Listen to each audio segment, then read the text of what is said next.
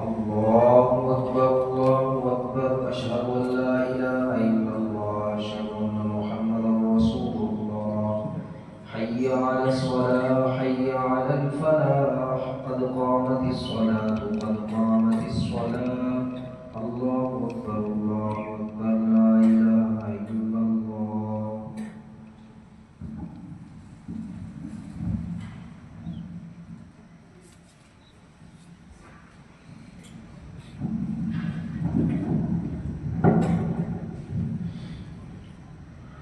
الله أكبر.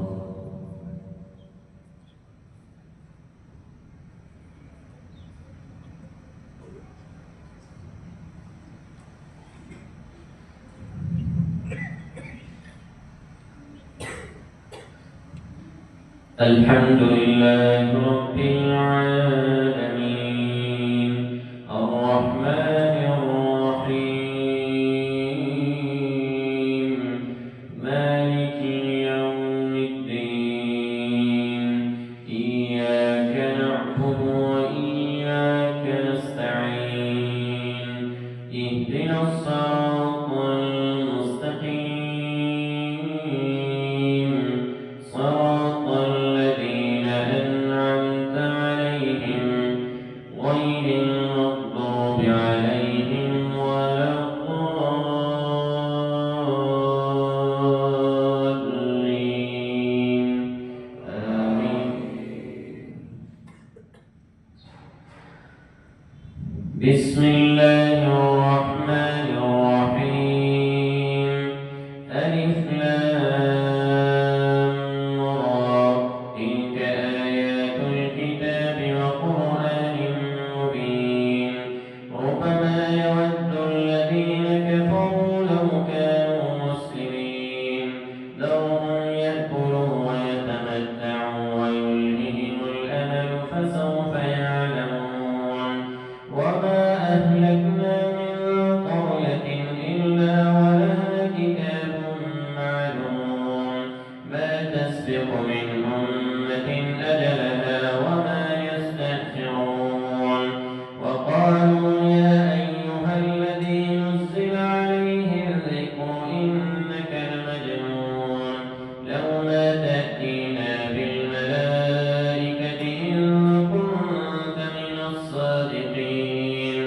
ما ننزل الملائكة إلا بالحق وما كانوا إذا منظرين إنا نحن نزلنا الذكر وإنا له لحافظون ولقد أرسلنا من قبلك في شيع الأولين وما يأتيهم من رسول إلا كانوا به يستهزئون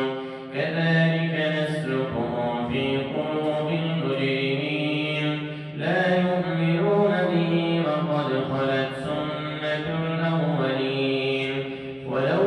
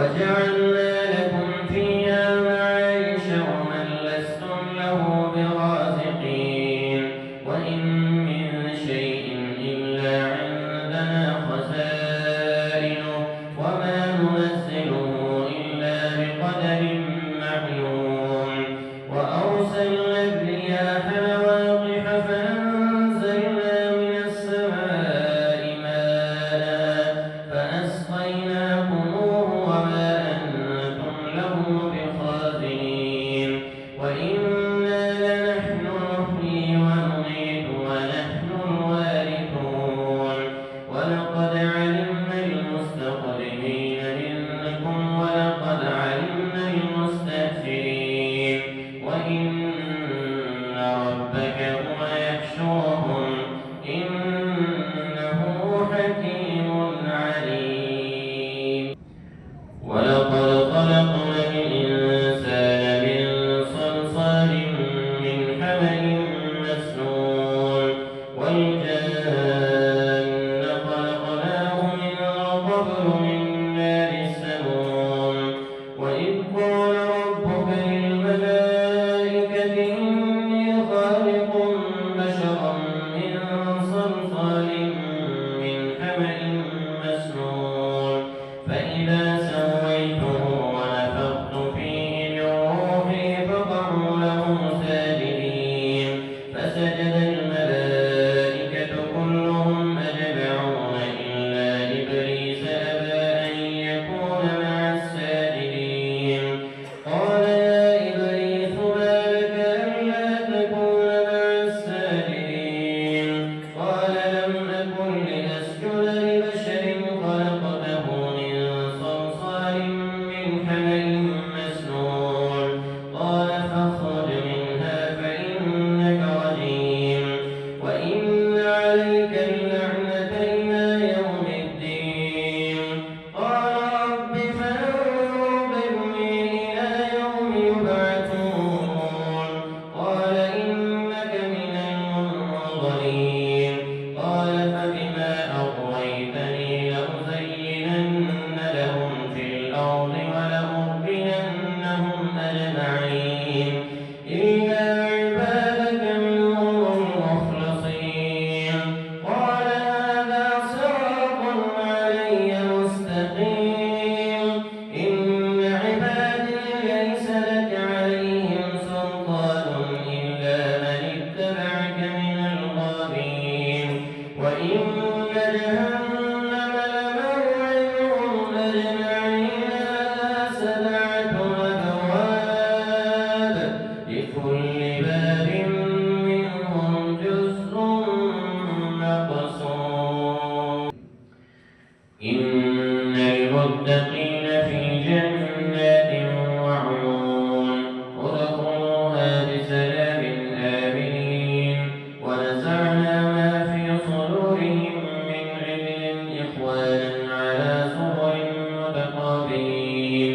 لا يمسهم فيها نصب وما هم منها بمخرجين نبئ عبادي أني أنا الغفور الرحيم وأن عذابي هو العذاب الأليم ونبئهم عن ضيف إبراهيم إذ دخلوا عليه فقالوا سلاما قال إنا منكم وجلون قالوا لا توجل إنا نبشرك بغلام عليم قال بشرتموني على أن مسني الكبر فبم تبشرون قالوا بشرناك بالحق فلا تكن من القانتين قال ومن يقنط من رحمة ربه إلا الضالون قال فما خطبكم أيها المرسلون قالوا إنا أرسلنا إلى قوم مجرمين إلا آل لوط إنا لمنجوهم أجمعين إلا امرأته قدرنا إنها لمن الغابرين فلما جاء آل لوط المرسلون قال إنكم قوم منكرون قالوا بل جئناك بما كانوا فيه يمترون وأتيناك بالحق وإنا لصادقون فأسر بأهلك بقطع من الليل واتبع أدبارهم ولا يلتفت منكم أحد وامضوا حيث تؤمرون وقضينا إليه ذلك الأمر أن دابر هؤلاء مقطوع مصبحين وجاء أهل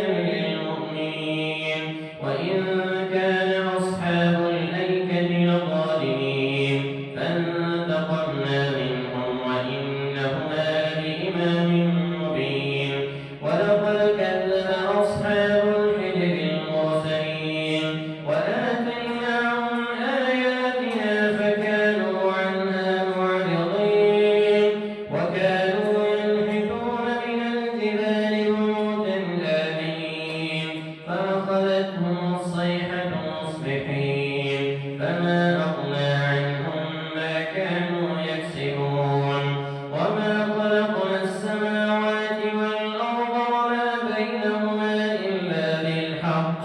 وإن الساعة لآتية فاصفح الصفح الجميل إن ربك هو الخلاق العليم ولقد آتيناك سبعا من المثاني والقرآن العظيم لا تمدن عينيك إلى ما متعنا به أزواجا منهم ولا تحزن عليهم واخفض جناحك للمؤمنين وقل إني أنا النذير المبين كما أنزلنا على المقتسمين الذين جعلوا القرآن عظيم فوربك لنسألنهم أجمعين عما كانوا يعملون فاصدع بما تؤمر وأعرض عن المشركين إنا كفيناك المستهزئين الذين يجعلون مع الله إلها آخر فسوف يعلمون ولقد نعلم أنك يضيق صدرك بما يقولون فسبح بحمد ربك وكن من الساجدين واعبد ربك حتى يأتيك اليقين بسم الله الرحمن الرحيم أتى أمر الله فلا تستعجلوه سبحانه وتعالى عما يشركون ينزل الملائكة بالروح من أمره على من يشاء من عباده أن أنذروا أنه لا إله إلا أنا فاتقون خلق السماوات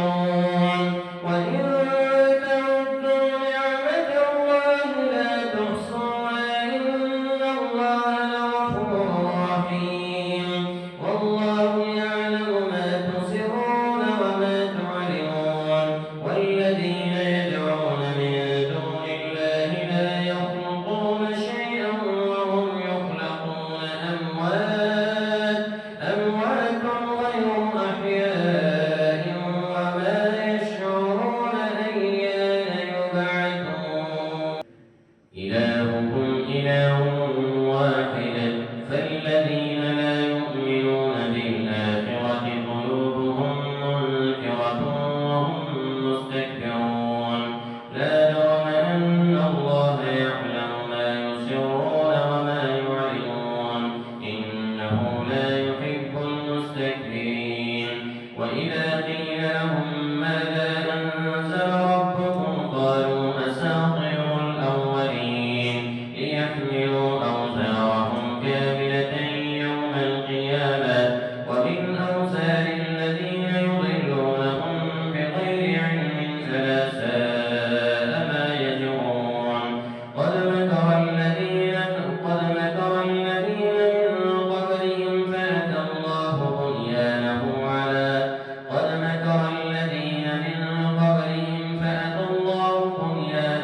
من القواعد فخر عليهم السقف من فوقهم قد مكر الذين من قبلهم فأتى الله بنيانهم من القواعد فخر عليهم السقف من فوقهم وأتاهم العذاب من حيث لا يشعرون ثم يوم القيامة يخزيهم ويقول أين شركائي الذين كنتم تشاقون فيهم قال الذين أوتوا العلم إن الخزي اليوم والسوء على الكافرين الذين تتوفاهم الملائكة ظالمي أنفسهم فألقوا السلم ما كنا نعمل من سوء بلى إن الله عليم بما كنتم تعملون فادخلوا أبواب جهنم خالدين فيها فلبئس مثوى المتكبرين وقيل للذين اتقوا ماذا أنزل ربكم قالوا خيرا للذين أحسنوا في هذه الدنيا حسنة ولدار الآخرة خير ولنعم دار المتقين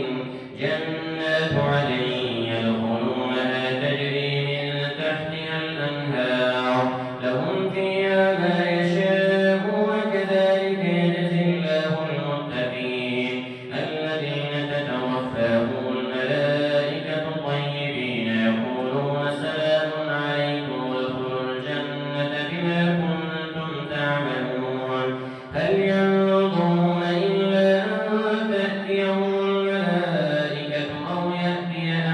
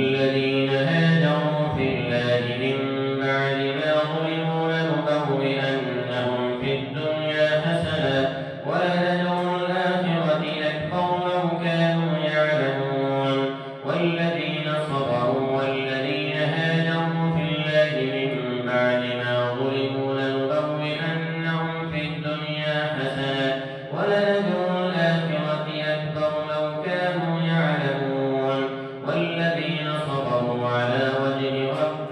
والذين هاجروا في سبيل الله ثم قتلوا والذين هاجروا في الله من بعد ما ظلموا لنبوئنهم في الدنيا حسنة ولأجر الآخرة أكبر لو كانوا يعلمون الذين صبروا وعلى ربهم يتوكلون وما أرسلنا من قبلك إلا رجالا نوحي إليهم فاسألوا أهل الذكر إن كنتم لا تعلمون بالبينات والزبر وأنزلنا إليك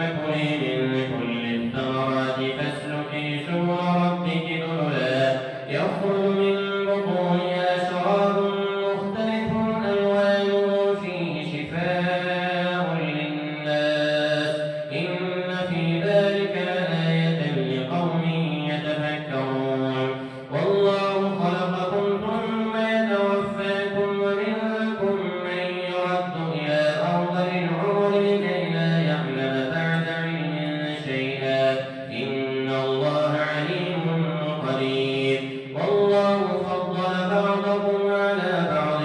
في الرزق فما الذين فضلوا براد رزقهم على ما ملكت أيمانهم فهم فيه سواء أفبنعمة الله يجحدون والله جعل لكم من أنفسكم أزواجا وجعل لكم من أزواجكم بنين وحفدة ورزقكم من الطيبات أفبالباطل يؤمنون وبنعمة الله هم يكفرون ويعبدون من دون الله ما لا يملك لهم رزقا من السماوات والأرض شيئا ولا يستطيعون فلا تضربوا لله الأمثال إن الله يعلم وأنتم لا تعلمون ضرب الله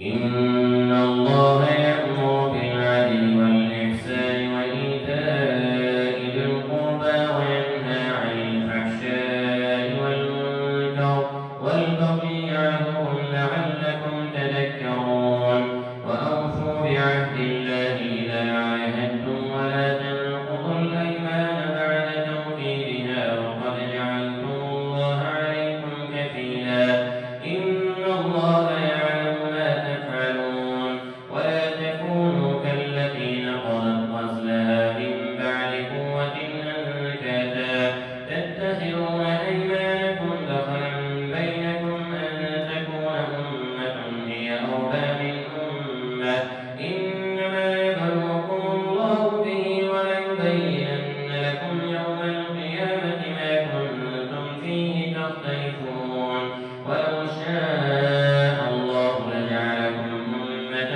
واحدة ولكن يضل من يشاء ويهدي من يشاء ولتسألن عما كنتم تعملون ولا تتخذوا أيمانكم دخلا بينكم فتزل قدم بعد ثبوتها وتذوقوا السوء بما صددتم عن سبيل الله ولكم عذاب عظيم ولا تشتروا بعهد الله ثمنا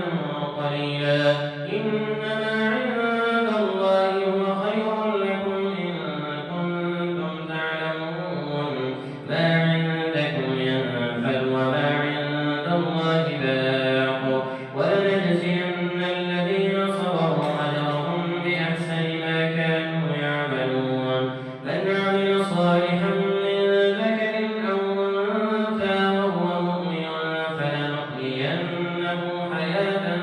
طيبة ولنجزينهم أجرهم بأحسن ما كانوا يعملون فإذا قرأت القرآن فاستعذ بالله من الشيطان الرجيم إنه ليس له سلطان على الذين آمنوا وعلى ربهم يتوكلون إنما سلطانه على الذين يتولونه والذين هم به مشركون وإذا بدلنا آية مكان آية والله أعلم بما ينزل قالوا إنما أنت مفتر بل أكثرهم لا يعلمون قل نزله روح القدس من ربك بالحق ليثبت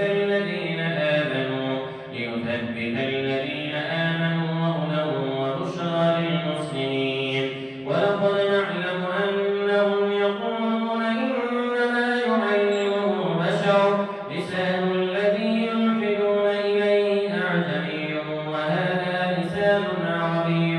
مبين إن الذين لا يؤمنون بآيات الله أولئك لهم عذاب أليم إن الذين لا يؤمنون بآيات الله أولئك هم الكاذبون لا يهديهم الله ولهم عذاب أليم إنما يفتري الكذب الذين لا يؤمنون بآيات الله أولئك هم الكاذبون من كفر بالله من بعد إيمانه إلا من أكره وقلبه مطمئن بالإيمان ولكن من شرح بالكفر صدرا فعليهم غضب من الله ولهم عذاب عظيم ذلك هدى الله يهدي به من يشاء من عباده ولو أشركوا لحبط عنهم من كفر بالله من بعد إيمانه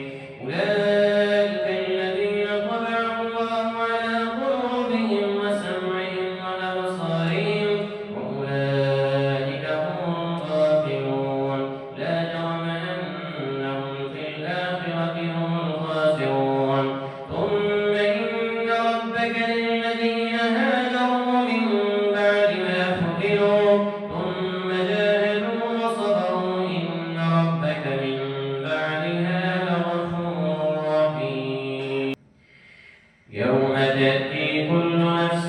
تجادل عن نفسها وتوفى كل نفس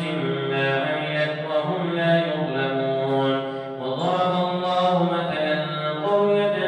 كانت آمنة مطمئنة يأتيها رزقها رغدا من كل مكان فكفرت بأنعم الله فأذاقها الله لباس الجوع والخوف بما كانوا يصنعون. ولقد جاءهم رسول منهم فكذبوه فأخذهم العذاب وهم ظالمون. فكلوا مما رزقكم الله حلالا طيبا واشكروا نعمة الله إن كنتم إياه تعبدون. إنما حرم عليكم الميتة والدم ولحم الخنزير وما أهل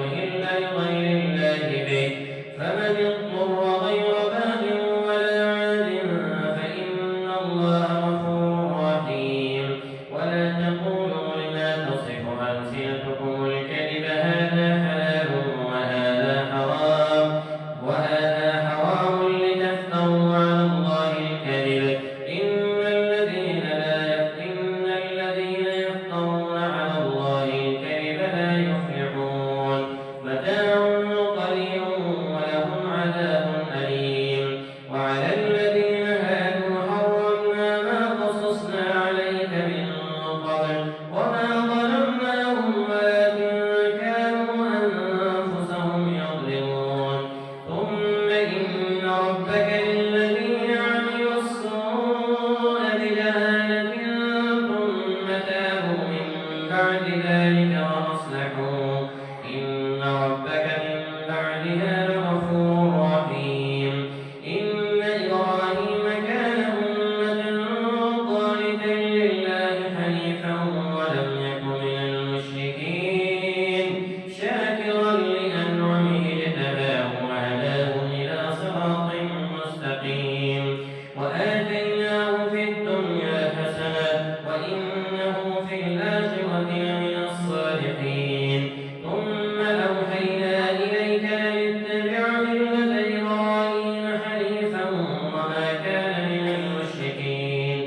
إنما جعل السبت على الذين اختلفوا فيه وإن ربك ليحكم بينهم يوم القيامة فيما كانوا فيه يختلفون. ادع إلى سبيل ربك بالحكمة والموعظة الحسنة وجادلهم بالتي هي أحسن إن ربك هو